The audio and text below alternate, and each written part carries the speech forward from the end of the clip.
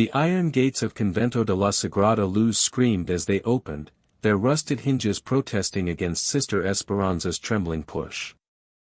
The sound echoed across the courtyard like a wounded animal, then died into a silence so complete it seemed to swallow the very air from her lungs. She stood frozen in the doorway, her leather satchel heavy in one hand, rosary beads cutting into the palm of the other. The convent loomed before her like a stone monument to forgotten sorrows. Its walls, once white as morning prayers, had yellowed to the color of old bones.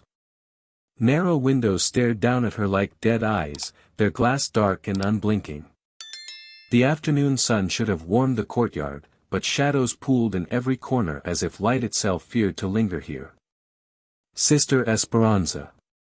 The voice came from nowhere and everywhere at once, causing her to spin toward the main entrance. A figure emerged from the darkness beyond the heavy wooden doors, tall, gaunt, draped in black robes that seemed to absorb what little light touched them. Mother Superior Agatha, Esperanza whispered, dropping into a respectful bow. When she raised her head, she found herself staring into eyes that held depths no mortal gaze should possess. The woman's face was carved from marble, beautiful in the way ancient statues were beautiful, cold, perfect, terrible.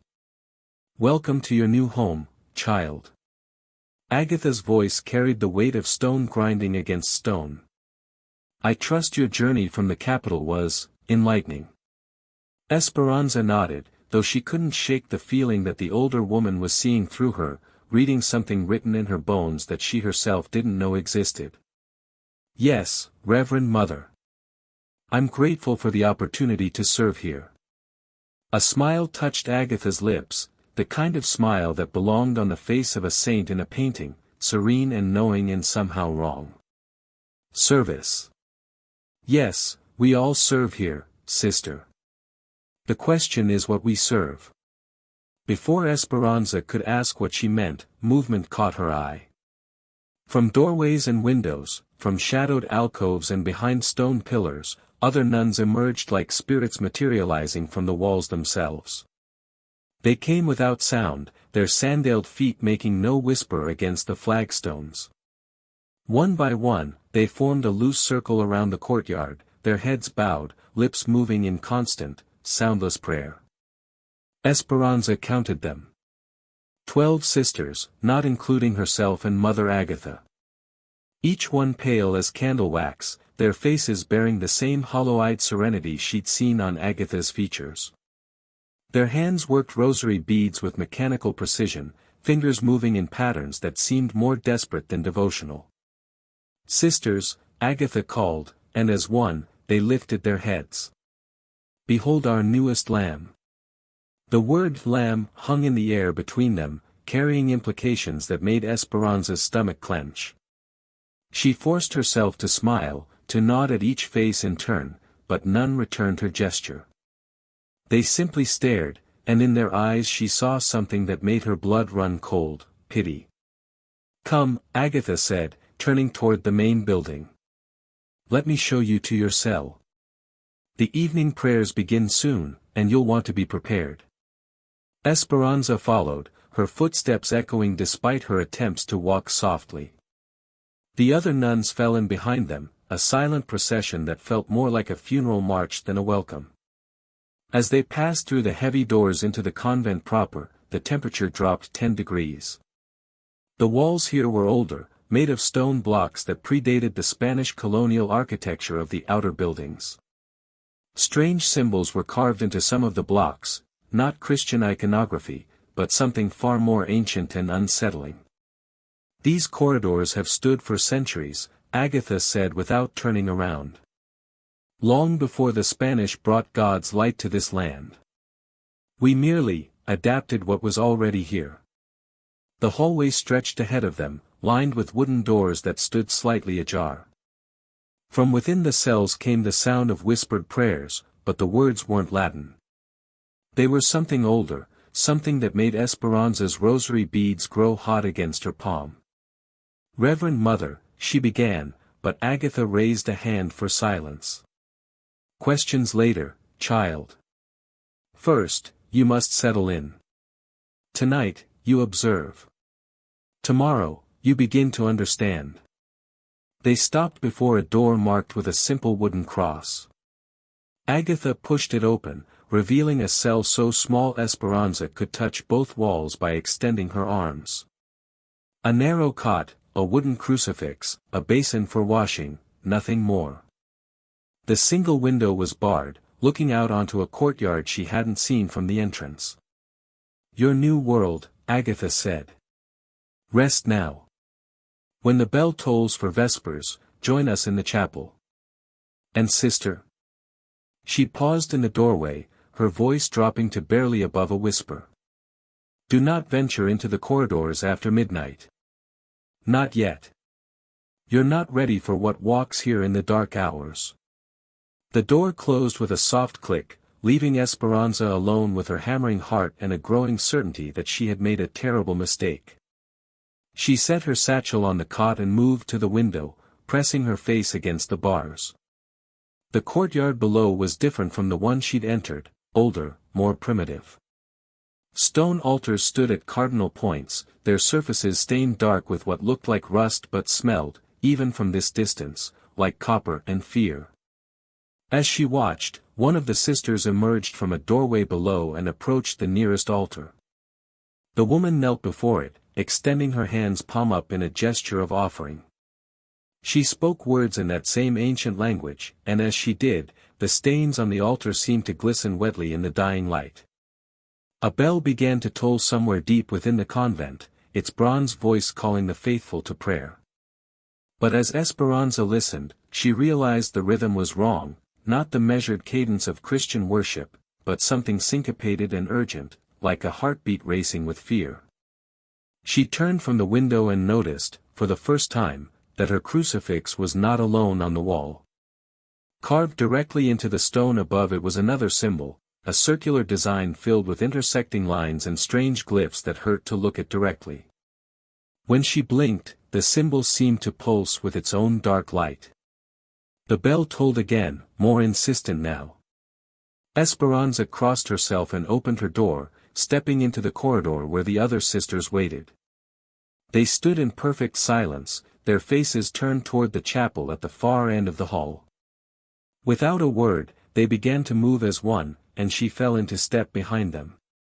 The chapel doors were massive things, carved from dark wood and bound with iron straps that had corroded to the color of dried blood. As they swung open, a draft of air flowed out that carried scents of incense and something else, something organic and unsettling. The chapel beyond was lit only by candles, their flames dancing in the drafts that seemed to come from everywhere and nowhere. The altar at the far end was not what Esperanza had expected. Where there should have been a traditional crucifix, a different symbol dominated the space, the same circular design she'd seen carved above her bed, but larger, more elaborate, inlaid with metals that gleamed dully in the candlelight. Around its base, smaller altars held offerings that made her stomach turn, bones arranged in careful patterns, vessels filled with dark liquids, and flowers that had been dead so long they'd turned black as coal. Mother Agatha took her place before the main altar and raised her arms. When she spoke, her voice filled the chapel with resonance that seemed to come from the stones themselves. "Sisters, we gather as we have gathered for generations, bound by covenant and necessity. Tonight, we welcome a new soul into our sacred trust." Her eyes found Esperanza in the crowd. "Step forward, child." Esperanza's feet moved without her conscious command, carrying her down the aisle between pews filled with silent, watching nuns. With each step, the symbol above the altar seemed to grow larger, more complex, until she could see details that defied explanation, lines that seemed to move when she wasn't looking directly at them, glyphs that formed words in a language she didn't recognize but somehow understood. "Kneel," Agatha commanded, and Esperanza found herself on her knees before the altar, close enough now to see that the dark stains on its surface formed patterns, deliberate, purposeful, horrifying. Agatha placed her hands on Esperanza's head, and suddenly the chapel filled with voices. Not the voices of the nuns behind her, but something else, whispers that came from the walls, from the floor, from the very air around them. They spoke in that ancient tongue, weaving around each other in harmonies that belonged in no human throat. "Do you accept the burden of this place?" Agatha asked, her voice cutting through the supernatural chorus. "Do you swear to maintain the covenant that keeps the darkness contained?"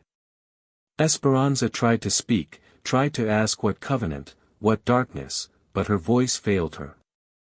The whispers grew louder, more insistent, and she felt something pressing against her mind, vast, hungry, patient as stone.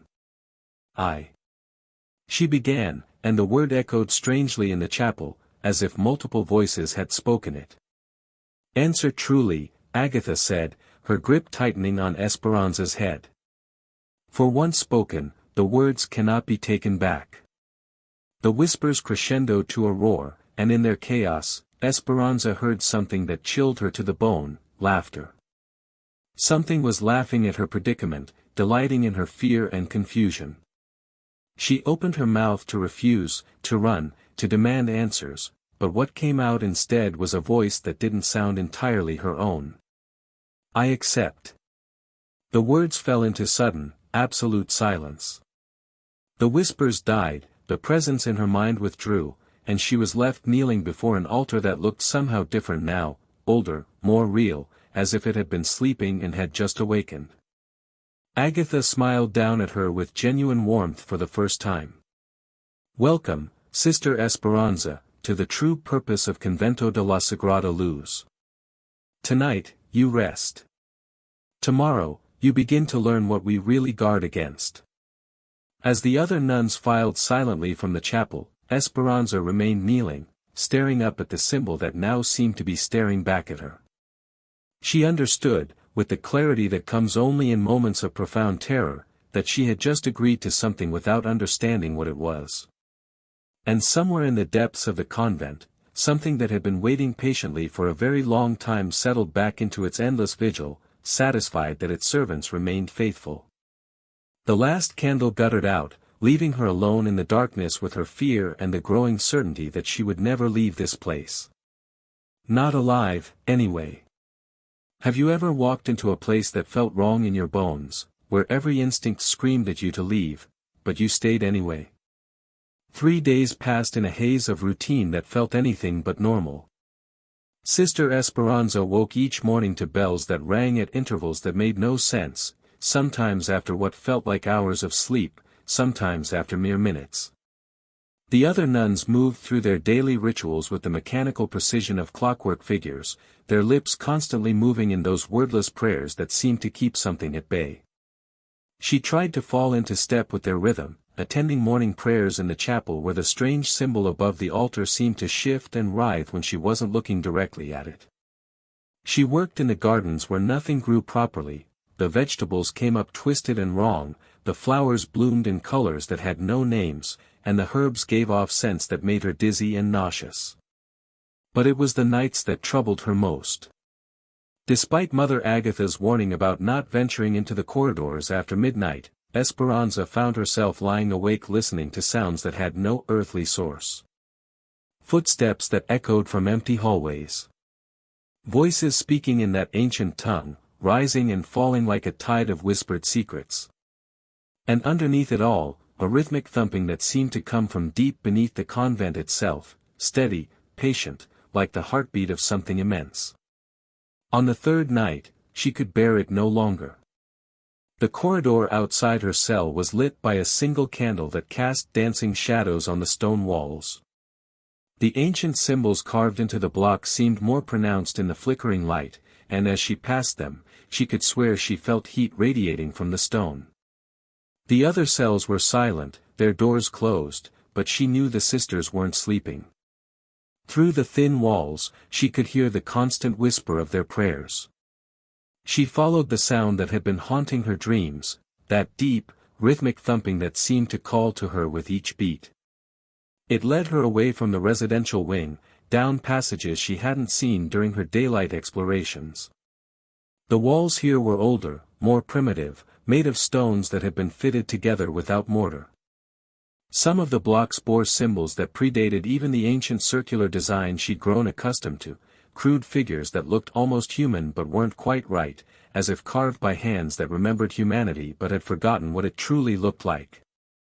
The sound grew stronger as she descended. Descended. She hadn't realized she was going down until she noticed the stairs, not built stairs, but stone steps worn smooth by countless feet over untold years. The air grew thicker with each step, heavy with the scent of earth and something else, something metallic and organic that made her stomach clench. At the bottom of the stairs, she found herself in a circular chamber that defied the architecture of the convent above. The walls curved inward toward a domed ceiling that disappeared into shadows her candle couldn't penetrate. The floor was made of the same fitted stones as the passage, but here they formed intricate patterns that spiraled inward toward the center of the room. And at the center stood an altar. Not like the one in the chapel above, this was older, more primitive, carved from a single block of black stone that seemed to absorb light rather than reflect it. The surface was covered in channels and basins, all leading to a central depression that was stained so dark it looked like a wound in the stone itself. Around the altar's base, smaller stones formed concentric circles, each one carved with symbols that hurt to look at directly. The thumping sound was coming from below the altar. As Esperanza approached, she realized it wasn't just sound, the floor itself pulsed with each beat, as if something enormous lay beneath the stone, its heart pumping steadily in the darkness. "You weren't supposed to find this place yet." The voice came from the shadows beyond the altar, calm and unsurprised. Mother Agatha stepped into the candlelight, still wearing her black robes but somehow looking different here, more substantial, more real, as if the chamber brought out her true nature. "I heard something," Esperanza whispered, her voice barely audible in the vast space. "Every night, I heard the calling." Agatha nodded and moved around the altar with reverent steps. "It always calls to the new ones first. The hunger recognizes fresh blood." Esperanza backed toward the stairs, but found her way blocked by other figures emerging from the shadows. The 12 sisters who had welcomed her with their hollow stares now surrounded her, their faces serene in the candlelight but their eyes reflecting something that wasn't entirely human. "Please," Esperanza said, clutching her rosary. "I don't understand what's happening here. This isn't Christianity." Agatha laughed, a sound like wind through dead leaves. "Christianity? Child, do you think the Spanish were the first to find God in this place? Do you think their prayers were the first to echo in these chambers?" She gestured to the walls around them, and Esperanza saw that what she had taken for natural stone was actually covered in carvings, layer upon layer of them, some cut deep into the rock, others painted in substances that gleamed wetly in the candlelight. Human figures danced around the circular symbol she knew from the chapel above, but here it was different, more complex, more alive, surrounded by glyphs that seemed to move and shift when she tried to focus on them. "The Aztecs built their temple here first," Agatha continued, her voice taking on the rhythm of a ritual chant. "They understood what lay beneath this ground. They fed it, honored it, kept it contained. When the conquistadors came, they thought they could simply build over the old ways, sanctify the space with their foreign god." She touched the altar's surface with something approaching affection. "But you cannot purify what was never corrupted.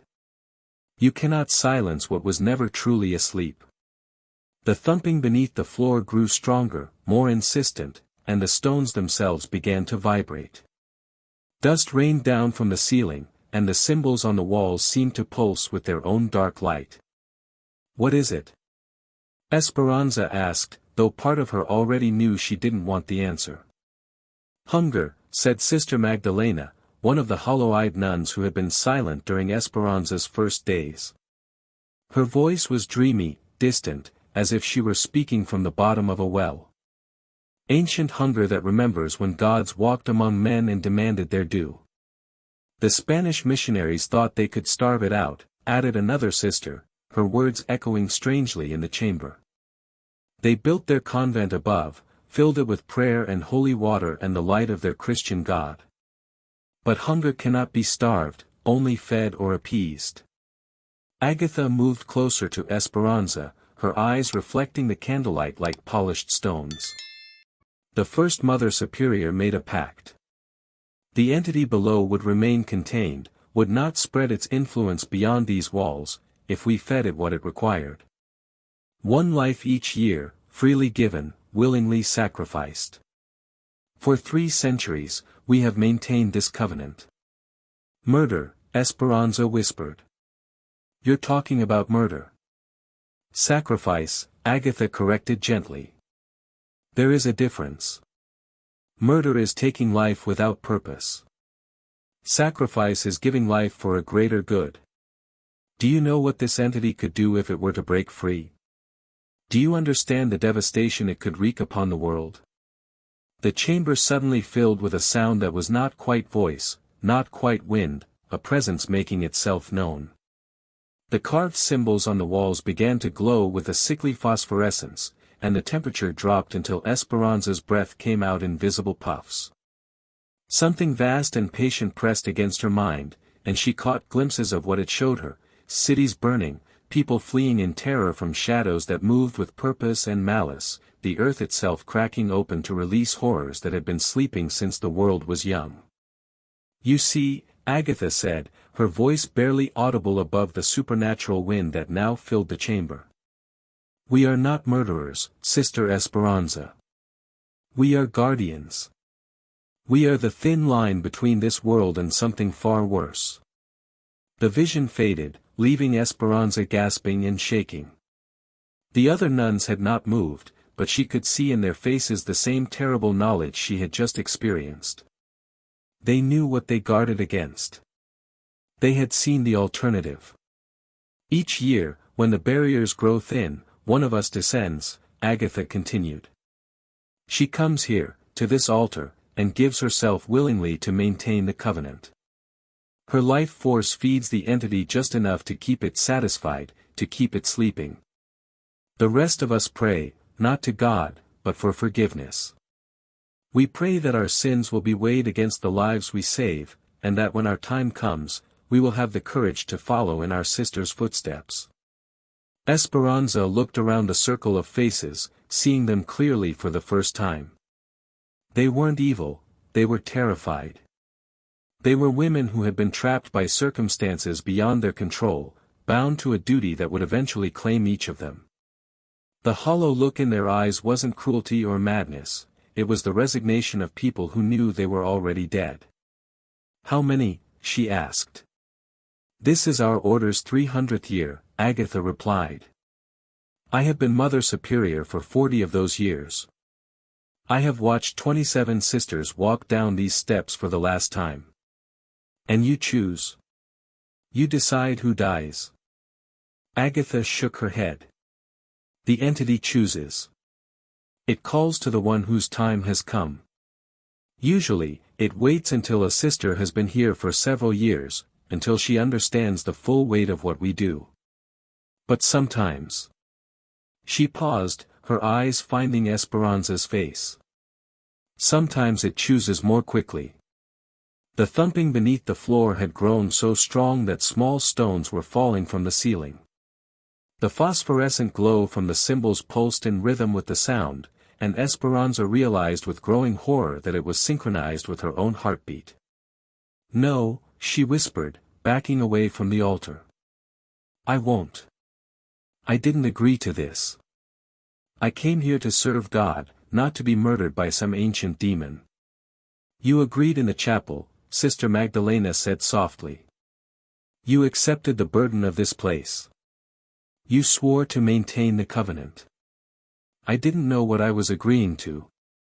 Does that matter? Agatha asked, and there was genuine sadness in her voice. Do you think any of us knew, when we first came here?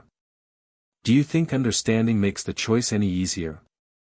The presence pressed against Esperanza's mind again, and this time she felt its attention focus on her with terrible intensity. It was curious about her fear, amused by her protests, patient as only something immortal could be patient.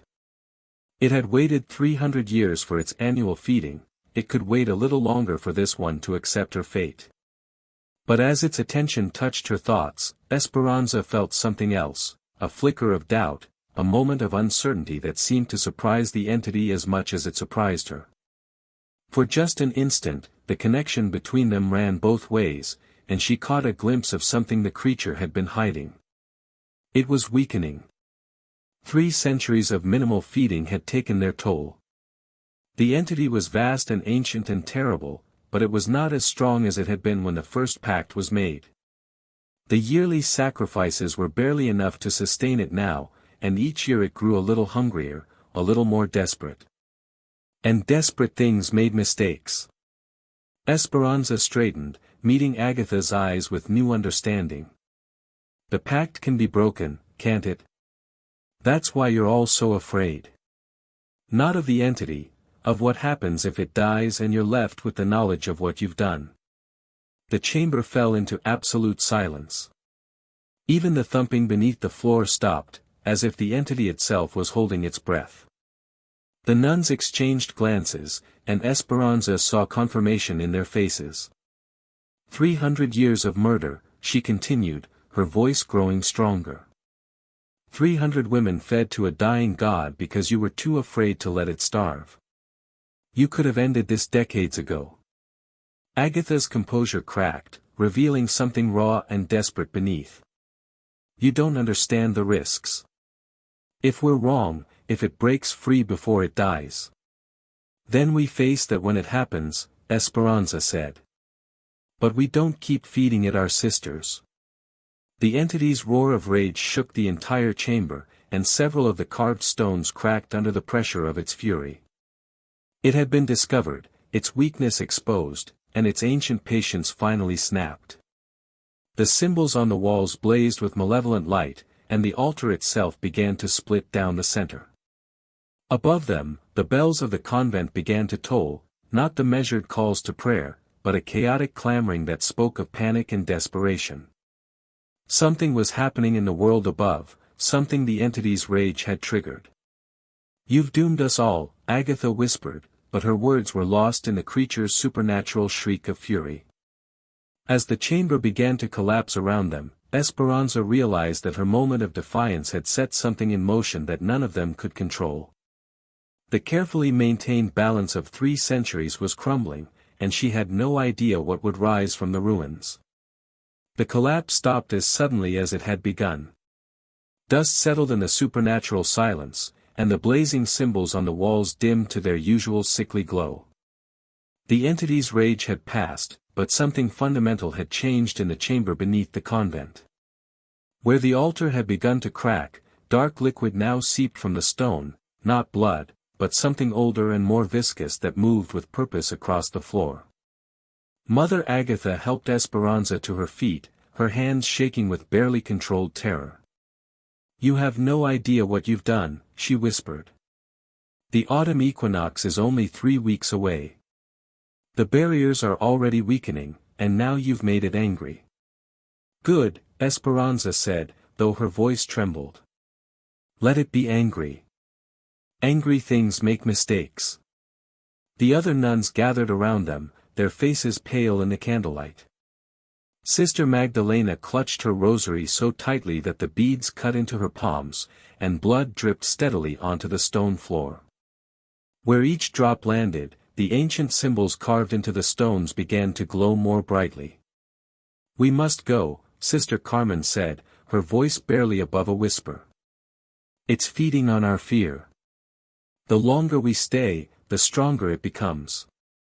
They climbed the stairs in silent procession, but Esperanza could feel the entity's attention following them like a cold wind at her back.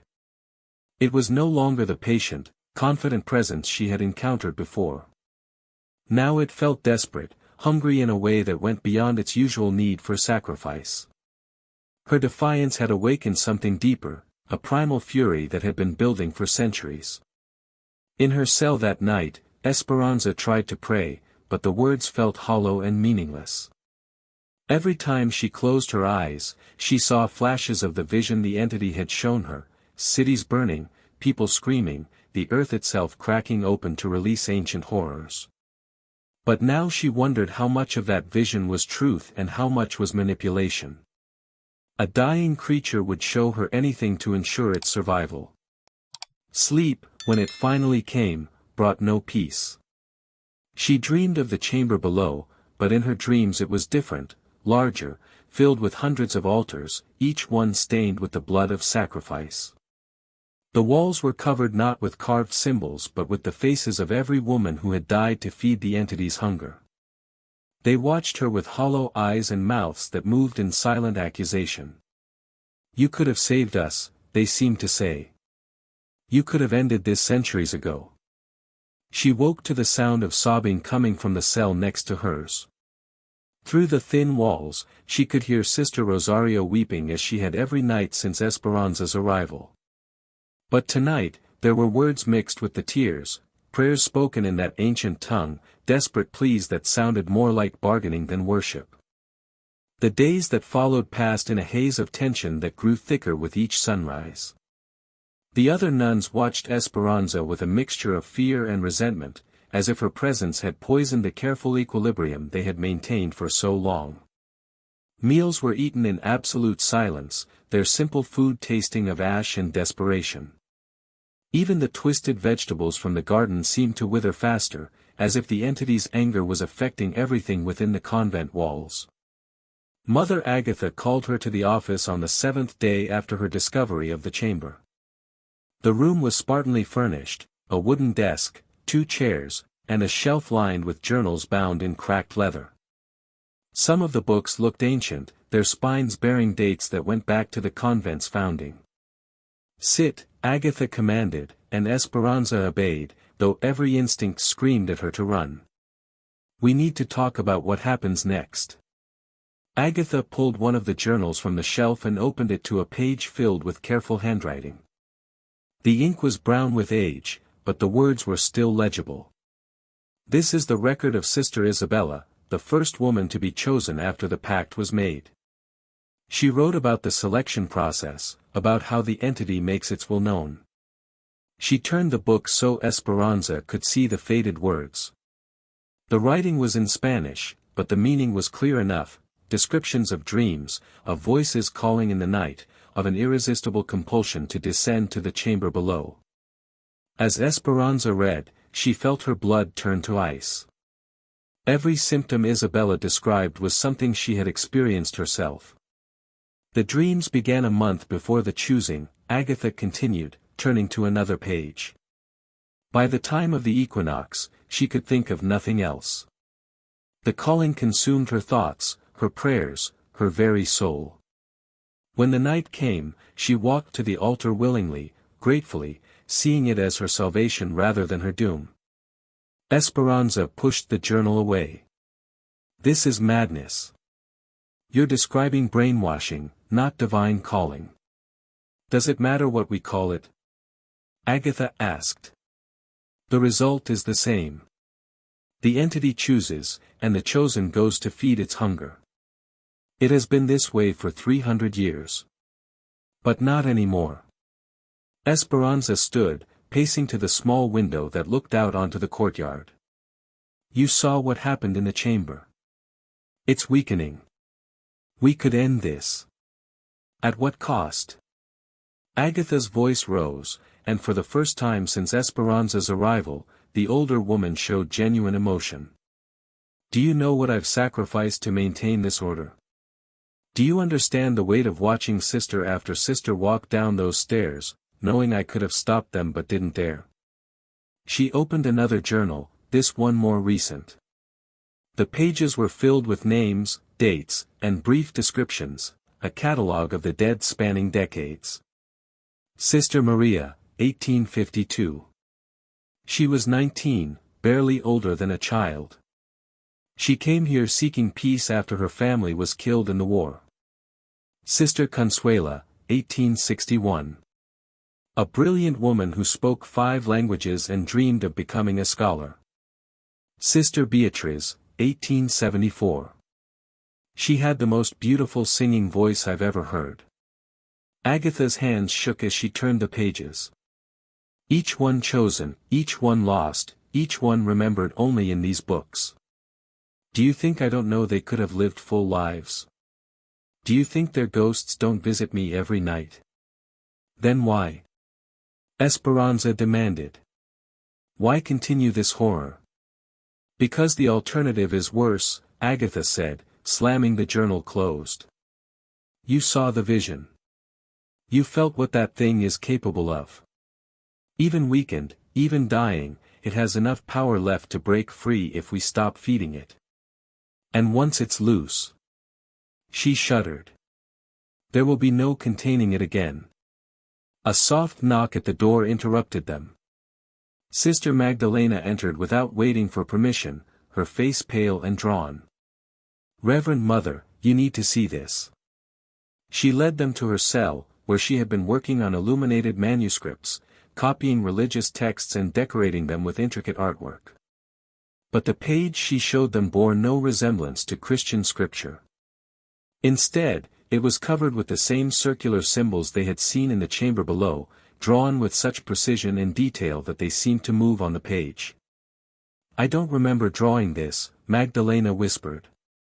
I sat down to copy a psalm, and when I looked up, this was what I had created. My hands moved without my conscious control. Esperanza studied the symbols, feeling that familiar pressure against her mind as the entity tried to communicate. But this time, instead of visions of destruction, she saw something else, memory. The creature's memory of its true nature, of what it had been before the Aztecs found it and bound it to this place. It had not always been a thing of hunger and darkness.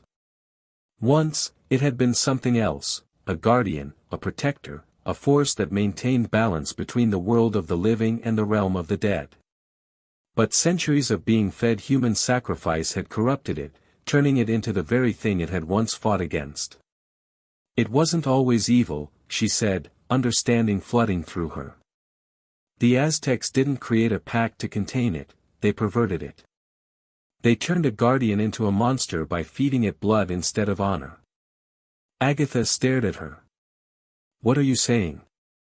I'm saying we've been approaching this wrong. We don't need to kill it or continue feeding it. We need to restore it to what it was meant to be. Before Agatha could respond, the chapel bells began to ring, not the usual call to prayer, but the rapid, panic tolling that signaled danger. Through the window, they could see other nuns running across the courtyard, their faces twisted with terror. Sister Carmen burst into the room without ceremony. Reverend Mother, come quickly. Something's happening to Sister Rosario. They found her in the chapel, kneeling before the corrupted altar with her arms spread wide in a gesture of supplication. Her eyes had rolled back in her head, showing only white, and she was speaking in that ancient tongue with a fluency none of them possessed. As they watched, symbols began to appear on her skin, the same glyphs that covered the chamber walls, carved into her flesh by invisible hands. The choosing has begun, Agatha said, her voice hollow with resignation. The entity has made its selection for this year. But even as she spoke, Esperanza noticed something that made her blood run cold. The symbols appearing on Rosario's skin weren't the ones associated with sacrifice. They were different, older, more complex. They looked like the markings she had seen in the entity's memory, the symbols of guardianship and protection that had been corrupted over the centuries. It's not choosing her for sacrifice, Esperanza realized. It's trying to restore itself through her.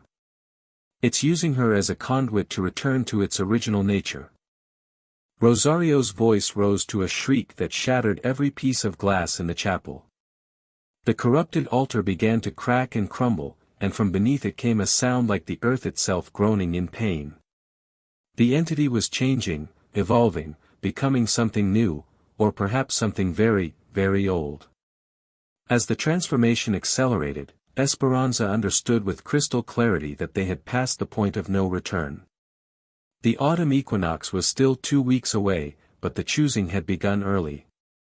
And this time, it wouldn't end with a single sacrifice. This time, the entity would take what it needed to complete its transformation, regardless of the cost to the women trapped within the convent walls. Sister Rosario's screams echoed through the chapel for 3 hours before they finally stopped. When silence returned, she remained kneeling before the crumbling altar, but the woman who had sobbed herself to sleep every night was gone. What knelt there now turned to face them with eyes that held depths no human gaze should possess, ancient, knowing, terrible in their alien intelligence. "The guardian remembers," she said, but her voice carried harmonics that belonged in no human throat. "The guardian remembers what it was before the blood feeders perverted its purpose." Mother Agatha stepped forward, her rosary clutched so tightly the beads cut into her palms. "Sister Rosario, can you hear me? Are you still in there?" The thing wearing Rosario's face smiled with predatory grace. Sister Rosario offered herself willingly when she understood the truth. She sleeps now in the deep places of memory, dreaming of the peace she always sought. It stood with fluid movements that defied human anatomy. But the guardian has work to do. Around them, the chapel continued its transformation. The corrupted altar had split completely in half, revealing a cavity beneath that pulsed with phosphorescent light. The walls bled, not metaphorically, but literally, crimson streams that flowed upward against gravity to pool on the ceiling before dripping down like unholy rain. The Christian symbols carved into the stonework writhed and changed, becoming the older glyphs that spoke of guardianship and eternal vigilance. "This is not restoration," Esperanza said, backing toward the chapel doors. "This is another kind of corruption." The entity in Rosario's body turned its attention to her, and she felt that familiar pressure against her mind, but stronger now, more focused. The young one sees clearly. Yes, this is corruption. 300 years of blood sacrifice cannot be undone easily. The guardian's nature was poisoned long ago, and healing requires dramatic measures. "What kind of measures?" Agatha demanded. "The blood debt must be paid in full. Every drop spilled on these stones, every life fed to the hunger, every year of perversion and pain, all of it must be balanced before the guardian can return to its true purpose." Sister Carmen, who had been watching from the chapel entrance, suddenly gasped and pointed at the bleeding walls. "Look! Look at the patterns. The flowing blood wasn't random. As it streamed across the stone, it formed symbols, names written in a script that predated human language but somehow remained readable. Esperanza recognized some of them from Agatha's journals: Isabella, Maria, Consuela, Beatriz. Every woman who had died to feed the entity over 3 centuries, their names written in blood across the walls of the place where they had worshipped. "They're coming back," Sister Magdalena whispered, her voice filled with wonder and terror. "All of them. They're coming back to witness the reckoning." The air in the chapel grew thick and heavy, charged with an energy that made their skin crawl and their hearts race. Shadows began to move independently of their sources, gathering in the corners and along the walls like living things. And within those shadows, shapes began to form, translucent figures in the habits of nuns, their faces bearing the serene expressions of the long dead. The first to manifest fully was a young woman barely out of her teens, her dark hair visible beneath a white novice's veil. She stood near the ruined altar, her eyes fixed on the entity wearing Rosario's form. "Isabella," Agatha breathed. "The first chosen." More figures appeared, women of all ages, from different eras spanning 3 centuries. They filled the chapel with their silent presence, a congregation of the sacrificed bearing witness to the culmination of their suffering. Some bore the marks of their deaths, throats cut clean, hearts removed, bodies drained of blood. Others showed no wounds but emanated the profound sadness of lives cut short. The entity gestured to the assembled spirits with something approaching reverence. They have been waiting in the between places, unable to rest while their deaths served corruption rather than purpose. Tonight, their sacrifice will finally have meaning. "What are you going to do?"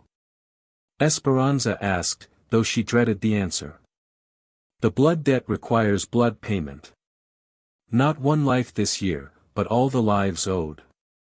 The guardian must consume the entire order to purge the corruption from its essence.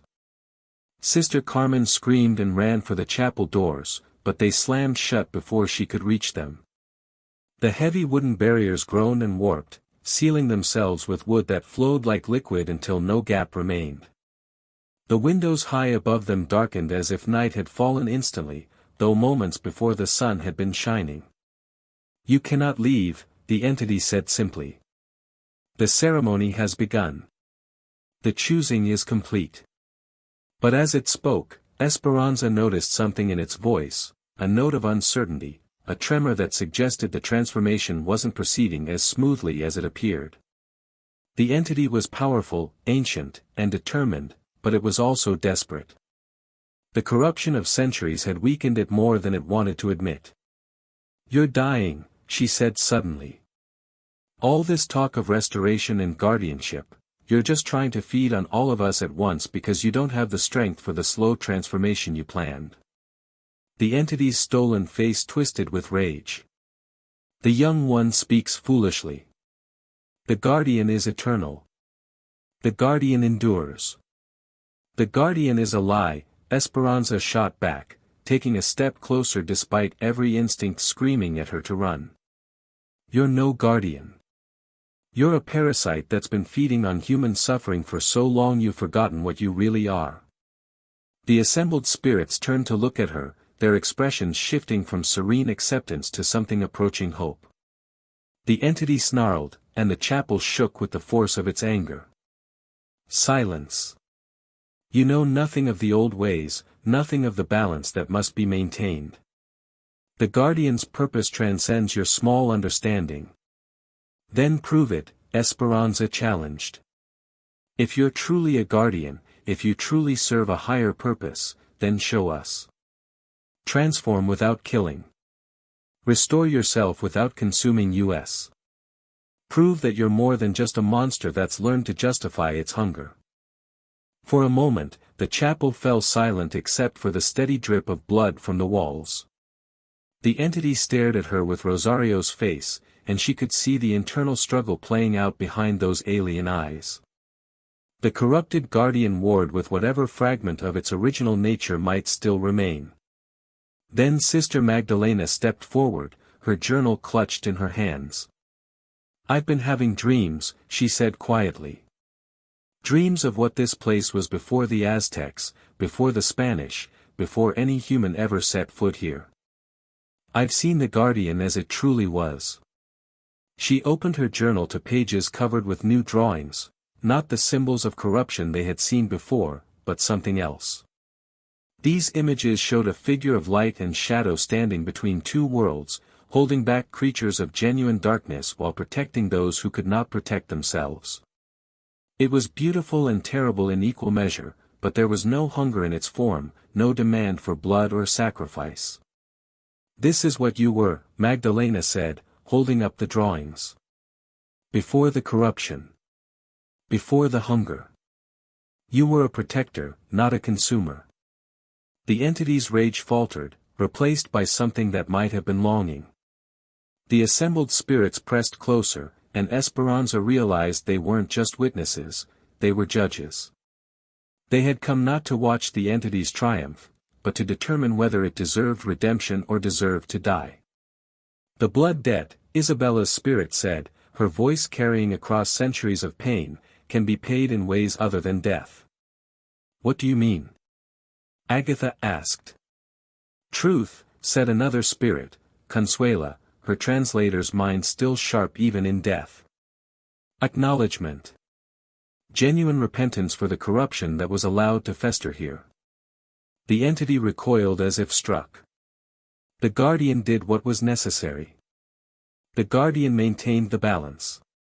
The guardian became a monster, Isabella said firmly. And monsters must choose, redemption or destruction. The chapel shuddered again, but this time it wasn't from the entity's rage. Deep beneath them, in the chamber where the original altar lay cracked and bleeding, something fundamental was shifting. The pact that had bound the creature to this place for millennia was beginning to unravel, and with it, the careful balance that had kept its hunger contained.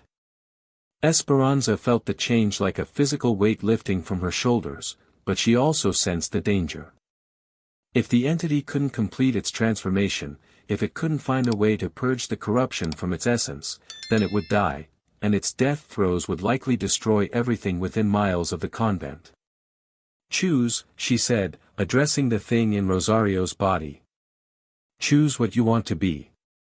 But know that if you choose destruction, we'll fight you. And if you choose redemption, you'll have to give up the hunger that sustained you for centuries."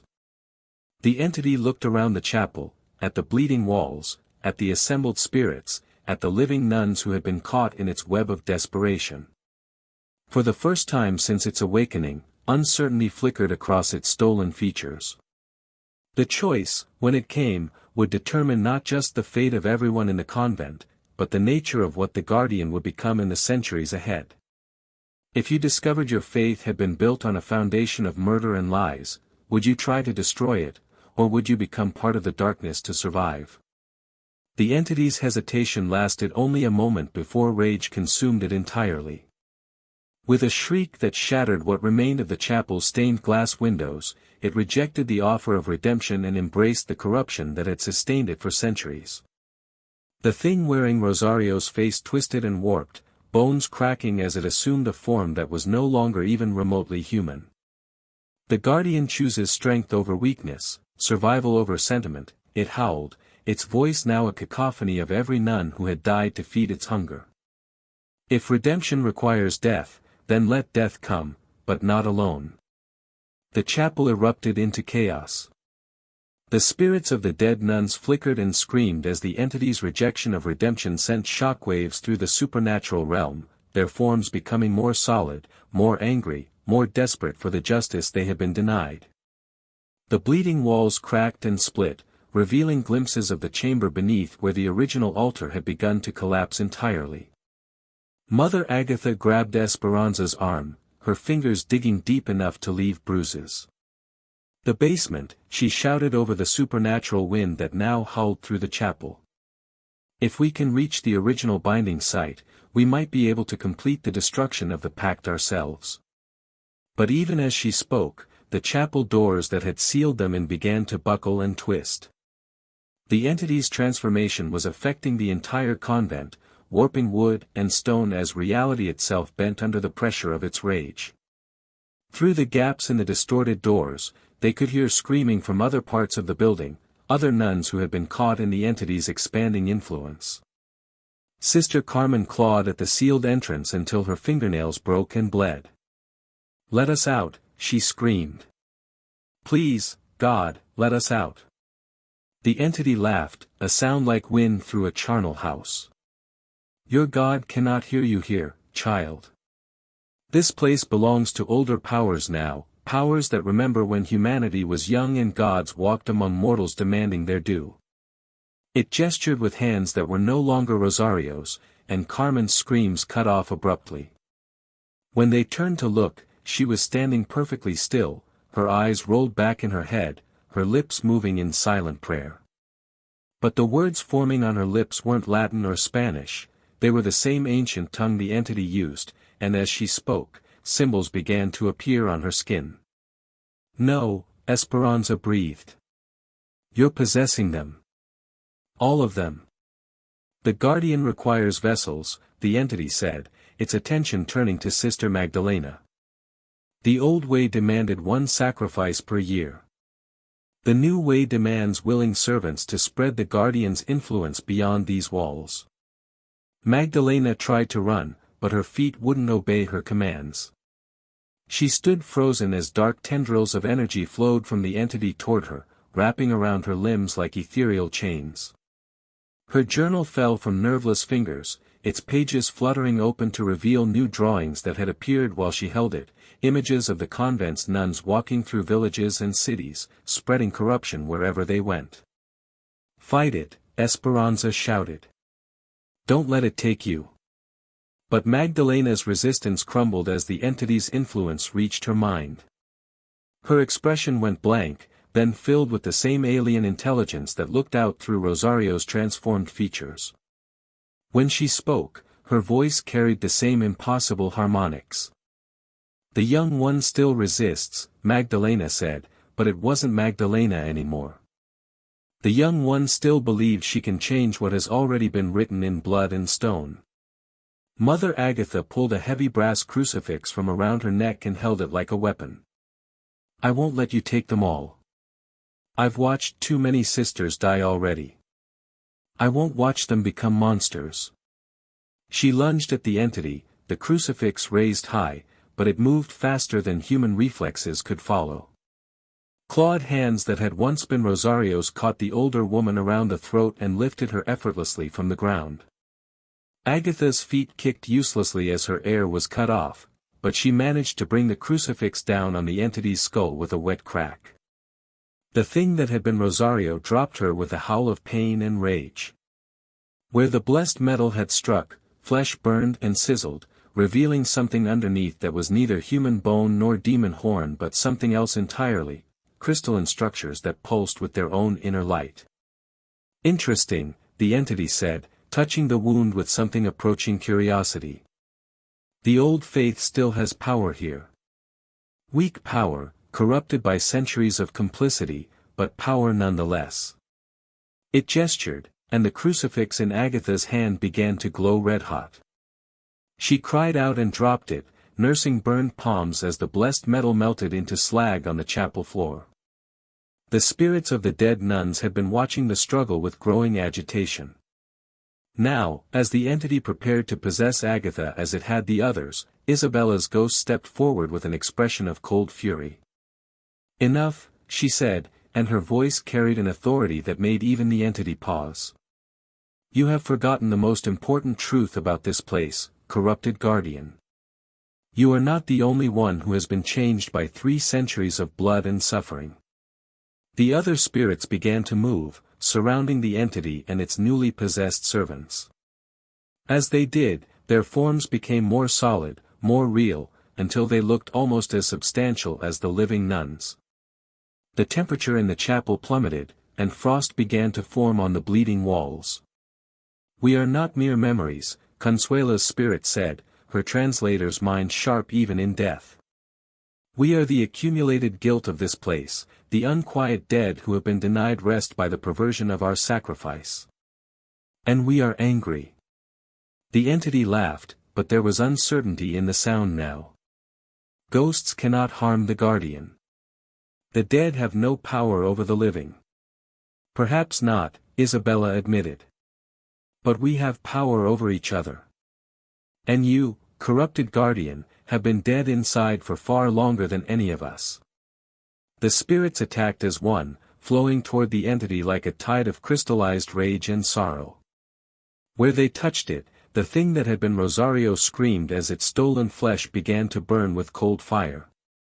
The possession of Carmen and Magdalena wavered as the entity's attention was forced to focus on defending itself against the assault of the dead. Esperanza saw her chance and dove for the melted remains of Agatha's crucifix. The metal was still hot enough to sear her palms, but she ignored the pain and pressed the molten silver against the largest crack in the chapel floor. The blessed metal flowed into the stone, following the fracture lines down toward the chamber beneath. "The binding sight," she called to Agatha. "If we can disrupt the original altar with blessed metal, it might break the entity's connection to this place entirely." But the entity heard her plan and roared with renewed fury. It tore free from the spirit's assault, leaving chunks of corrupted flesh in their grasp, and lunged toward Esperanza with claws extended. She rolled aside just as talons raked the stone where she had been kneeling, leaving gouges inches deep in the ancient rock. "The young one seeks to destroy what took millennia to build," it snarled.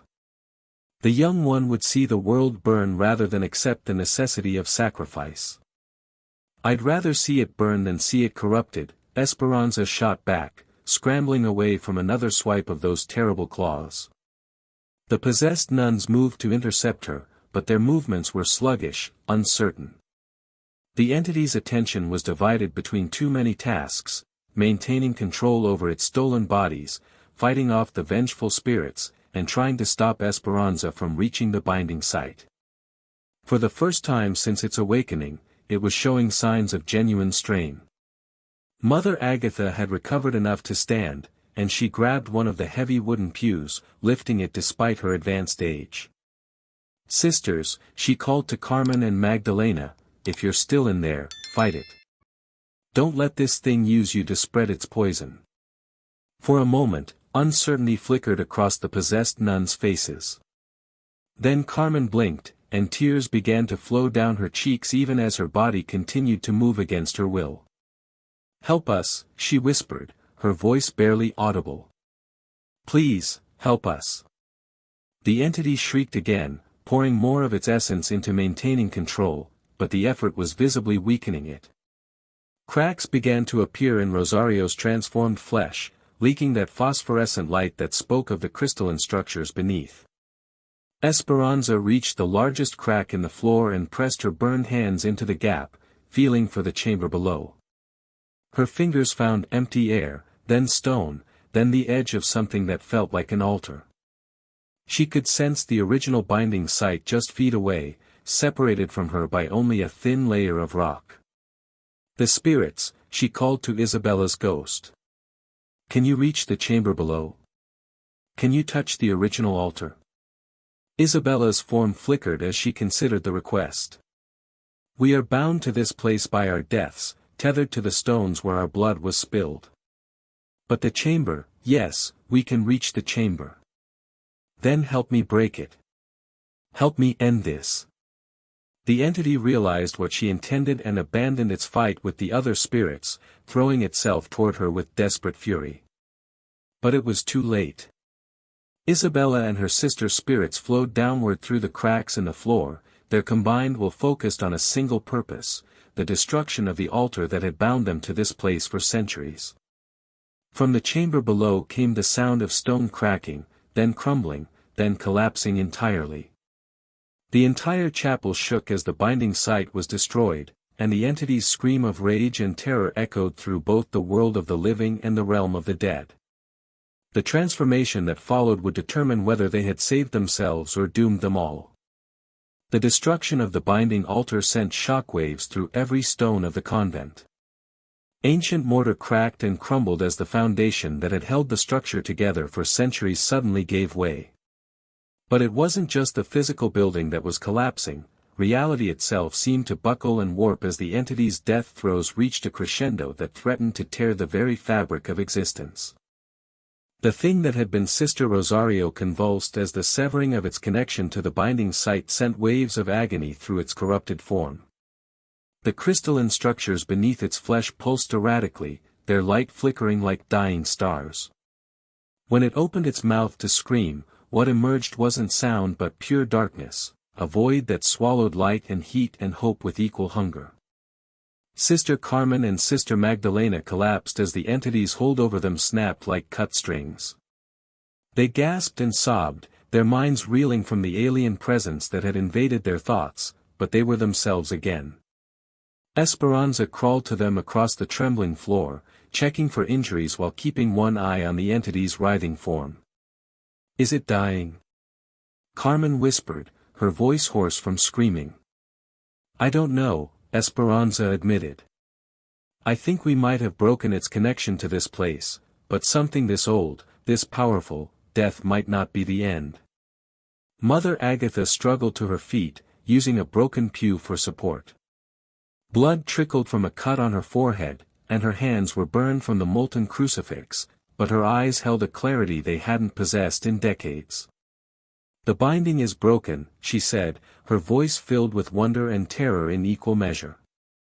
"For the first time in 300 years, the entity is truly vulnerable." The spirits of the dead nuns materialized around them, their forms more solid than ever before. Isabella stood at their center, her young face bearing an expression of grim satisfaction.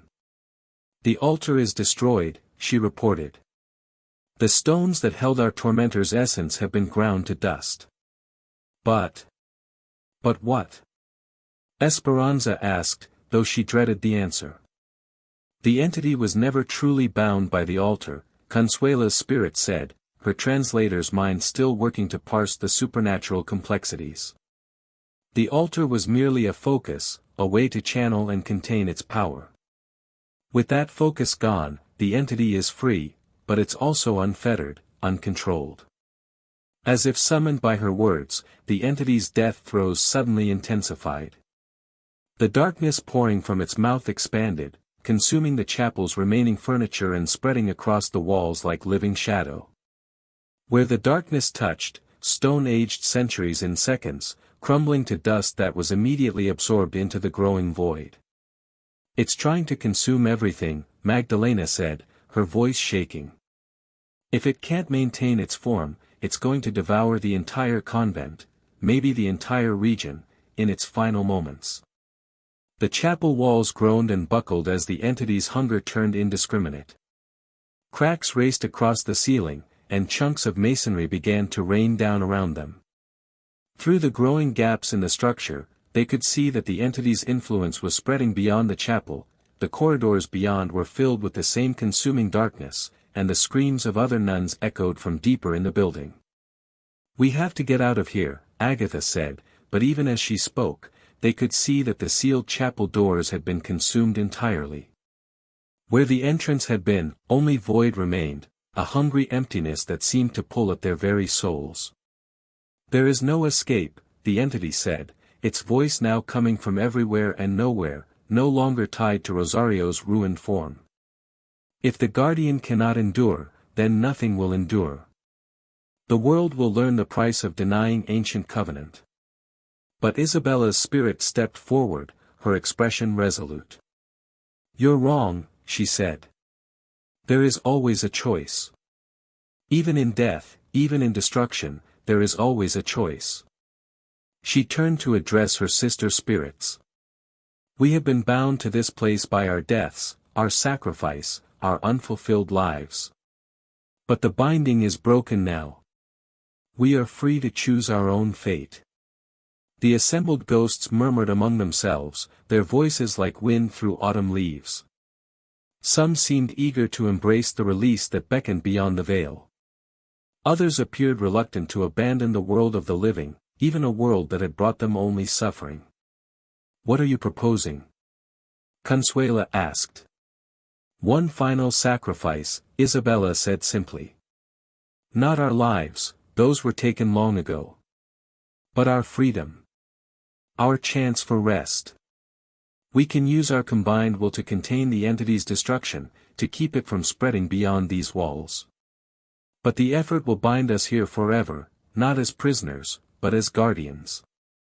The irony wasn't lost on any of them. The entity that had claimed to be a guardian had become a force of destruction, while the spirits of its victims offered to become the true protectors the creature had once pretended to be. "The choice is yours," Isabella continued, looking at each spirit in turn. "We can pass on to whatever comes after, leaving the living to face the consequences of what we've unleashed. Or we can stand guard over the darkness one final time." One by one, the spirits nodded their agreement. Even the newest among them, nuns who had died only decades ago, stepped forward to join the circle. They had been denied justice in life and peace in death, but they would not be denied the chance to protect others from the horror they had endured. The entity sensed their intent and roared with fury that shook the foundations of the earth. "You cannot contain what you do not understand. The guardian's power transcends your small mortal comprehension." "Perhaps," Isabella acknowledged. "But our purpose transcends your power." The spirits began to move, forming a circle around the entity's writhing form. As they joined hands, their combined will created a barrier of pure intention, not to destroy, but to protect. The consuming darkness pressed against their spiritual forms, testing the strength of their resolve, but they held firm. Esperanza watched in awe as the true battle unfolded. It wasn't fought with weapons or supernatural powers, but with something far more fundamental, the clash between selfishness and sacrifice, between hunger and compassion, between the desire to consume and the need to protect. The entity fought against its containment with the fury of something that had never known true opposition. For centuries, it had been the apex predator in its domain, fed and appeased by those too afraid to resist. Now, confronted by the willing sacrifice of those it had consumed, it encountered a force it couldn't understand or overcome. "You offer yourselves for nothing," it snarled. "The living will forget you within a generation. Your sacrifice will be meaningless." "All sacrifice is meaningless," Isabella replied calmly, "until someone gives it meaning." The spiritual barrier tightened, compressing the entity's form and cutting off its access to the physical world. The consuming darkness that had been spreading through the convent began to contract, pulled back toward its source. Stone stopped crumbling, the void began to close, and for the first time since the entity's awakening, hope flickered in the chapel. But the effort was costing the spirits dearly. Their forms grew translucent as they poured their essence into the containment, and Esperanza realized that Isabella had spoken truly, this binding would be permanent. The spirits would become eternal guardians, forever standing watch over the imprisoned entity, forever denied the rest they had sought for centuries. "Wait," she called out, stepping toward the circle. "There has to be another way. You've suffered enough. You deserve peace." Isabella smiled with heartbreaking gentleness. "Peace isn't the absence of struggle, child. It's the knowledge that your struggle has meaning. We have found our meaning at last." The entity made one final desperate attempt to break free, pouring all its remaining power into a surge of pure malevolence that tested the spirit's resolve to its limits. Several of the ghostly forms flickered and nearly dispersed under the assault, but they held on through sheer force of will. Then, abruptly, the struggle ended. The entity's form collapsed in on itself, compressed by the spiritual barrier until it became a small, dark sphere that pulsed with contained malice. The sphere sank into the floor, disappearing into the depths beneath the convent, and the chapel fell silent except for the sound of settling stone. The spirits remained in their circle, but their forms had become so faint as to be barely visible. They were still there, still standing guard, but they existed now more as intention than as conscious beings. They had given up not just their lives but their very selves to ensure the entity's imprisonment. Mother Agatha knelt among the rubble and wept, for the sisters they had lost, for the centuries of suffering that could have been avoided, and for the price that had finally been paid to end it all. Esperanza and the other surviving nuns gathered around her, and together they mourned for the dead and the choices that had led them all to this moment. Outside, dawn was breaking over a world that would never know how close it had come to destruction. The convent still stood, though scarred and broken. The immediate danger had passed. But in the depths below, something waited in its prison of spiritual will, patient as only immortal things could be patient, dreaming of the day when its guardians might finally weaken and set it free once more. The price of breaking faith had been paid in full. The question now was whether anyone would remember the cost long enough to ensure it never had to be paid again. 23 years had passed since the night the spirits made their final sacrifice, and the world had moved on as worlds do, forgetting the darkness that had once threatened to consume it, dismissing the old stories as superstition and folklore. The Mexican government had declared the ruins of Convento de la Sagrada Luz a historical site, though few visitors came to see the crumbling walls and overgrown courtyards. Those who did venture to the remote location often reported an unsettling atmosphere, a sense of being watched, but they attributed such feelings to the natural eeriness of abandoned places. Father Miguel Santana guided his horse carefully along the narrow mountain path, his saddlebags heavy with supplies and his heart heavy with purpose. At 62, he was too old for such journeys, but the reports from the villages below had been too disturbing to ignore. Healings, the locals whispered. Miracles occurring near the old convent ruins. Sick children recovering overnight after their families camped in the shadow of the broken walls. Crops growing in soil that had been barren for decades.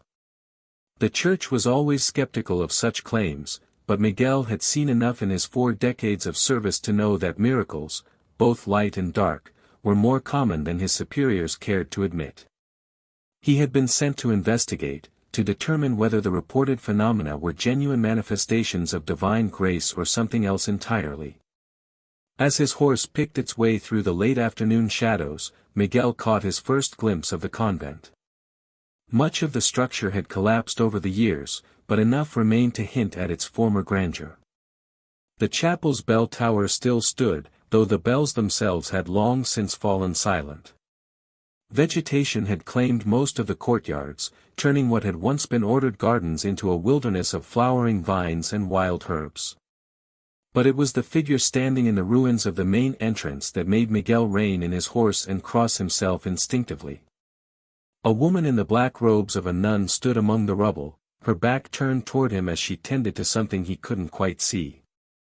Her hair, visible beneath a simple white coif, was silver-gray with age, and she moved with the careful precision of someone who had learned to conserve her strength. There was something familiar about her posture, something that tickled the edges of memory, though Miguel was certain he had never been to this place before. "Sister," he called, dismounting from his horse. "I am Father Santana, sent by the Archbishop to investigate reports of unusual activity in this area."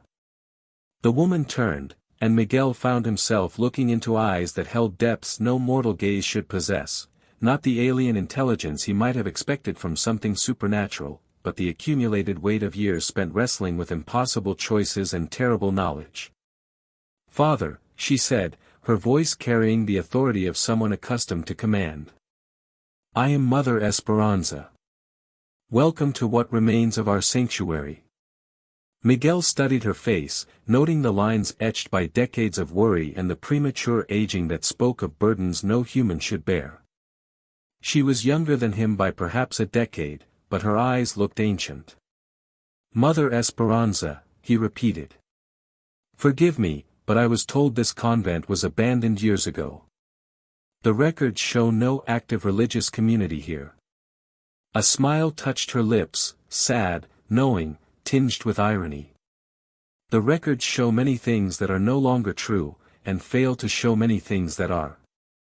We maintain our vigil here, though we are no longer recognized by any earthly authority."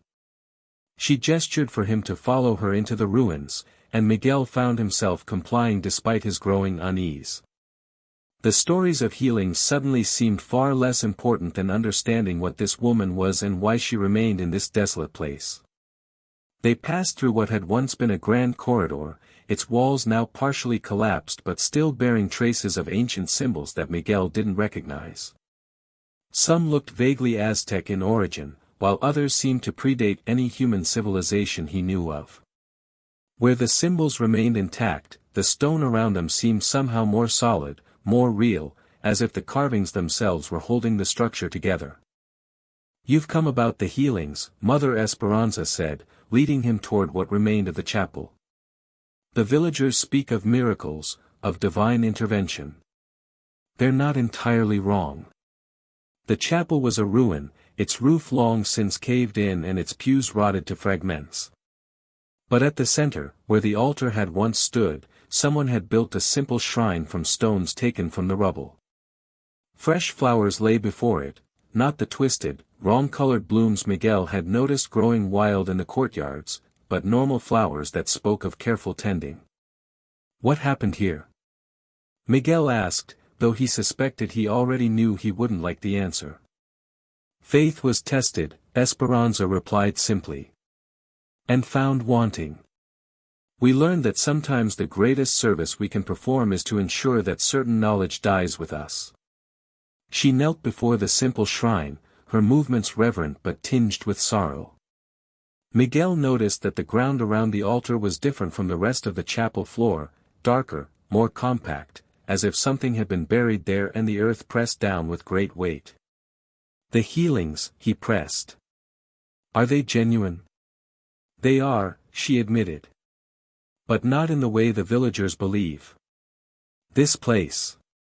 She paused, choosing her words carefully. "This place was once home to something ancient and hungry. That creature is gone now, contained by the sacrifice of better women than I. But its passing left, residue.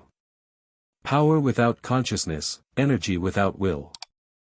I have learned to channel that power toward healing rather than harm. Miguel felt a chill that had nothing to do with the mountain air. You're practicing some form of sorcery. I'm practicing survival, Esperanza corrected. Do you know what it's like, Father, to be the sole survivor of a catastrophe that the world refuses to remember? To carry knowledge that could destroy faith itself if it were widely known. She stood and turned to face him fully, and Miguel saw in her expression the bone-deep weariness of someone who had been fighting the same battle for decades without rest or relief. Every day, I feel the presence beneath this place stirring in its prison. Every night, I hear the whispers of the spirits who gave their eternal rest to contain it. I am the only one left who remembers what happened here, the only one who understands the true cost of the peace we bought with blood and sacrifice. Then why stay? Miguel asked. Why not leave this cursed place and find peace elsewhere? Esperanza laughed, but there was no humor in the sound. Because someone must bear witness. Someone must remember. And someone must stand ready to pay the price again if the containment ever fails. She led him to a section of the ruined wall where stones had been carefully arranged to form a small living space, sparse but functional, with a pallet for sleeping, a table for simple meals, and shelves lined with journals bound in cracked leather. The books looked ancient, their pages yellowed with age and filled with careful handwriting. The records of this place, she explained, following his gaze. The true records, not the sanitized versions the church maintains. Every name, every death, every year of horror documented so that it might never be forgotten, or repeated. Miguel picked up one of the journals and opened it to a random page. The writing was in Spanish, but the content made his blood run cold. Detailed descriptions of ritual sacrifice, of supernatural manifestations, of an ancient entity that fed on human suffering. The clinical precision of the accounts made them all the more horrifying. This is madness, he whispered. This is history, Esperanza corrected. Hidden history, suppressed history, but history nonetheless. The Church has always been quick to bury inconvenient truths, to label as heresy anything that challenges its comfortable narratives. She took the journal from his hands and placed it carefully back on the shelf. I was young when I came here, Father. Young and faithful and certain that God would protect the righteous from evil. I learned that protection is something we must provide for ourselves, and sometimes for each other. The sun was setting, casting long shadows through the ruined chapel. In the dying light, Miguel could almost see figures moving in his peripheral vision, translucent forms that seemed to patrol the perimeter of the ruins with tireless vigilance. When he turned to look directly at them, they vanished, but the sense of being watched never faded. The spirits, he said, understanding dawning. They're still here. They're still here, Esperanza confirmed.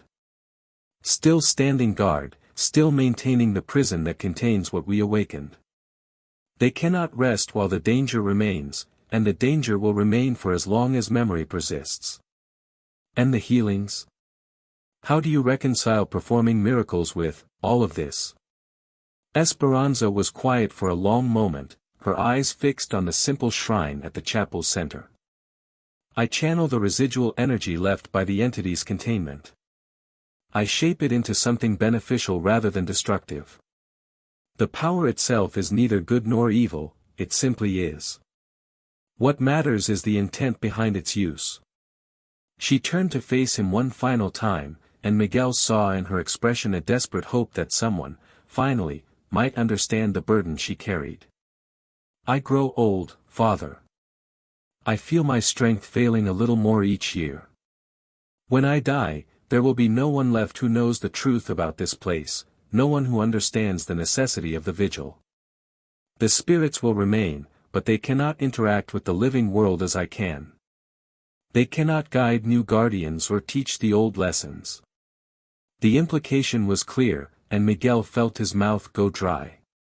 You want me to stay. You want me to take over this guardianship. I want you to choose, she said simply.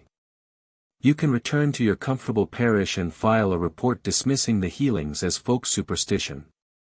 The church will be satisfied, the villagers will eventually forget, and the world will continue in blissful ignorance. Or I can stay and become part of the conspiracy of silence. Or you can stay and become part of the last line of defense between this world and something that should never be unleashed upon it. Miguel looked around the ruined chapel, at the evidence of ancient horrors and modern sacrifices, at the simple shrine that marked the grave of terrible secrets. He thought of his comfortable rectory in the city, of his peaceful congregation and his orderly routine.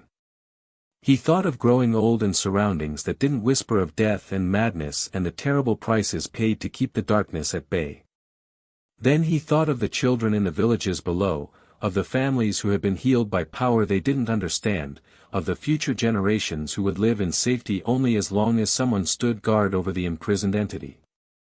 When dawn broke over the mountains the next morning, two figures knelt before the simple shrine in the ruined chapel. One was an aging nun who had finally found someone to share her burden. The other was a priest who had chosen to trade the certainty of faith for the terrible responsibility of knowledge. In the depths below, something ancient and patient felt the change and settled back into its dreams of freedom, knowing that its prison remained secure for at least another generation. The vigil would continue, the spirits would maintain their watch, and the world would sleep safely in its ignorance. But vigilance, like faith, required constant renewal. And somewhere in the villages below, a young woman who had been healed by the residual power of the ruins felt an inexplicable urge to climb the mountain path and see for herself what lay hidden in the shadow of the old convent walls. The cycle, it seemed, was beginning anew. If you made it through this tale of corrupted faith and ancient hunger, comment, some silences should never be broken.